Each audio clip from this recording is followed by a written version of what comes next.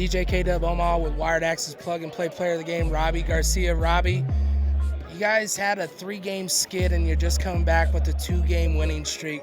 What was your biggest learning lessons at the beginning of the year when you're trying to get through the bumps and bruises of the year? Just that consistency piece of it. Obviously, we're a really young team, graduating 9 guys last year.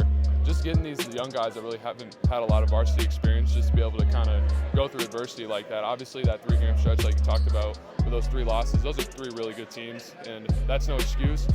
But just to kind of bounce back from that, these young guys, they haven't had the experience of, losing games like that and just kind of being in a losing streak and just kind of get out of that lull. So I think that's been a big piece for us, is just learning how to overcome that adversity that comes with that losing part. But I think we responded really well tonight. Sorry.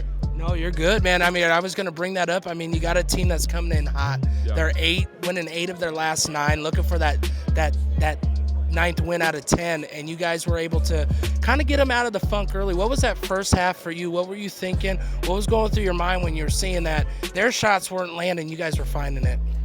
Obviously, our defensive plan coming into the game was kind of just limit Castor's opportunities. Obviously, he's a really, really good player, and we know if he gets into that rhythm, he can kind of just go off. And if he gets going, we kind of just assume that their whole team would get going just because they kind of look to him for that offensive threat. But I feel like Braden and Bryce and kind of everyone, because we were switching everything, firing everything, just kind of trying to get stuff to throw him off his rhythm. I feel like we did a really good job with that scout. And just rebounding, I think, for us was a really big part of it, because obviously they're a lot bigger than we are. And I feel like our guys just dug their noses down and fought and just got rebounds that we probably should have had no business getting. So I feel like that helped a lot. You look at the turn of the half. They come out, they start out red hot.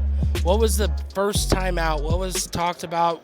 Being the only senior on this team, what did you feel you had to make sure everybody understood? Just to kind of keep our composure. Obviously, like I talked about, just that getting into that lull, we can't really kind of get into that because we got a lot of young guys. If something goes wrong, we can't have people just kind of dive downhill.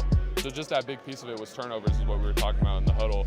And just kind of being able to, guys, chill out, we're good. Obviously, we know they're going to go on runs, and they're not just going to back down, even though we had, I think, an 18-point lead at halftime. We knew they weren't just going to back down and just give us the win.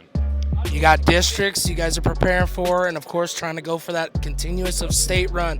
What do you think is your biggest thing that you got to learn in these next couple games to put you guys together?